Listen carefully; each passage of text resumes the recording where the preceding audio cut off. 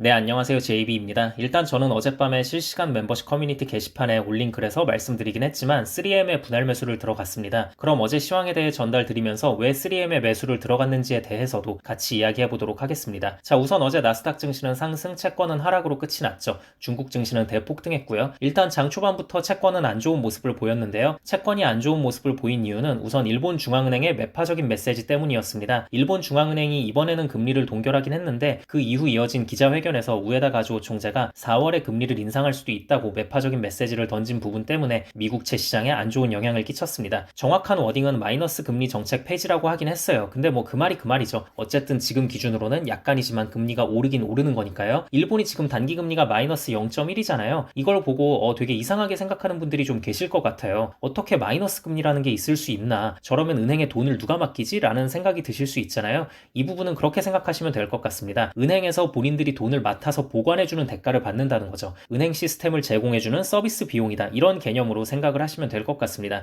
이게 우리 입장에서 생각해보면 진짜 말도 안 되는 거고 좀 그렇긴 한데 뭐 일본은 그렇다고 합니다. 네, 아무튼 일본 중앙은행의 매파적인 메시지 그리고 유럽 중앙은행 인사들의 입에서도 계속 매파적인 메시지가 나오고 있는 부분들 때문에 어제 채권은 안 좋은 분위기 속에 시작을 했습니다. 근데 장 막판으로 갈수록 그래도 금리가 어느 정도 회복을 해줬어요. 이건 왜 그랬냐면요. 연준 재직 시절 가장 강력한 매파로 유명했던 제임스 블라드 총재가 월스트리트 저널과의 인터뷰에서 인플레가 2%에 도달하기 전에 연준이 금리를 내리기 시작할 거고 빠르면 3월부터 내릴 거라고 말했고 그리고 또 뒤에 덧붙인 말에서 근원 인플레 수치가 올해 3분기까지 2%에 도달할 수 있기 때문에 너무 늦게 금리 인하를 할 필요가 없다고 말을 했습니다. 다른 사람도 아니고 매파로 그렇게 유명했던 제임스 블라드 입에서 저렇게 비둘기파적인 발언이 나오니까 채권 금리가 회복을 한 부분이 있고요. 그리고 또 새벽 3시에 있던 2년물 채권 입찰도 시장에서 잘 소화를 해줬습니다. 그래서 이렇게 채권 금리 안정과 더불어 나스닥 증시도 상승으로 가닥을 잡기 시작했습니다. 어제 실적을 발표한 기업 중에 우리가 눈여겨볼 만한 기업은 버라이존과 3M이 있을 것 같은데요. 버라이존이 역대급 실적을 달성했습니다. 이번에 가입자 수도 44만 9천 명이나 늘어버리면서 주가가 대폭등을 했고요.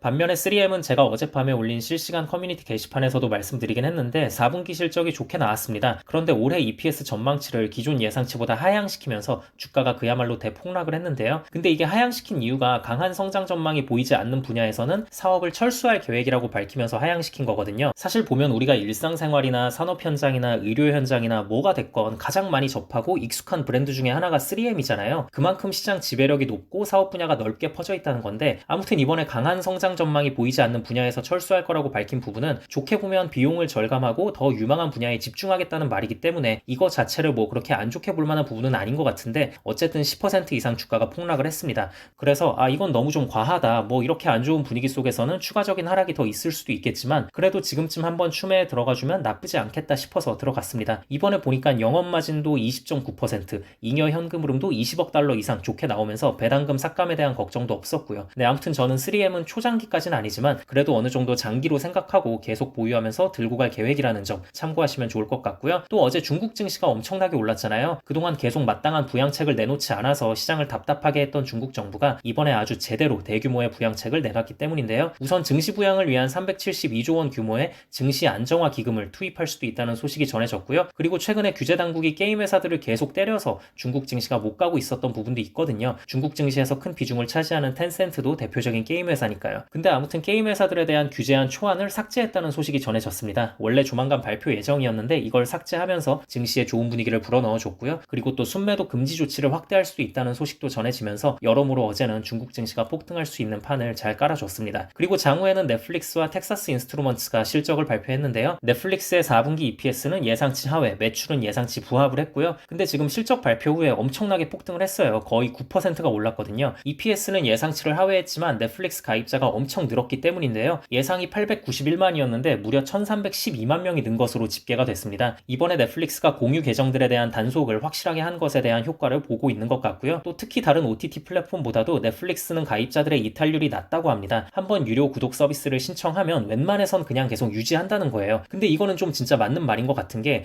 예를 들어서 뭐 디즈니 플러스라던가 왓챠라던가 다른 OTT들도 많잖아요. 근데 이런 것들은 제 주변에서 봐도 한두 번 그냥 결제해서 보다가 취소하는 경우를 많이 본 것 같은데 넷플릭스는 끝까지 계속 유지하면서 쓰더라고요. 저만 해도 그렇고요. 그래서 확실히 좀 이런 부분들 때문에 넷플릭스 주가가 고평가를 받을 수 있는 거구나 싶습니다. 그리고 텍사스 인스트루먼트는 4분기 EPS와 매출은 전년 동기 대비 많이 감소했지만 그래도 월가 예상치대로는 나왔어요. 하지만 1분기 가이던스를 월가 예상치보다 하향시키며 나오며 주가가 크게 빠졌는데요. 자동차 관련 반도체 칩에 대한 재고가 잘 나가지 않고 있어서 매출 타격이 있다고 했고요. 이게 보면 얼마 전 모비라이도 그렇고 아날로그 반도체 쪽, 특히 자동차 쪽 비중이 높은 반도체 회사들에서 이런 식의 발언이 계속 나오고 있습니다. 전기차며 뭐며 자동차 업계가 안 좋긴 하구나라는 걸 간접적으로 느낄 수 있는 부분이고요. 네, 아무튼 다 떠나서 결국 핵심은 오늘 장후에 발표되는 테슬라입니다. 결국 테슬라의 실적을 보고 장이 움직이려고 어제 시장이 비교적 조용히 끝났다는 생각이 드는데요. 그리고 이번 테슬라 실적 이후에 테슬라의 주가 방향성에 따라 한동안 나스닥 증시의 분위기가 결정될 것 같다는 생각도 들고요. 아무튼 이번 테슬라의 실적에 대해 제가 생각하는 부분은 이틀 전에 올린 영상에서 자세히 말씀드렸으니까 혹시 못 보신 분들은 그 영상을 참고하시면 좋을 것 같고요. 저는 또 뭔가를 매수하거나 매도하게 되면 실시간 멤버십 커뮤니티 게시판을 통해 바로 말씀드리도록 하겠습니다. 그럼 다음 영상에서 뵙겠습니다. 감사합니다.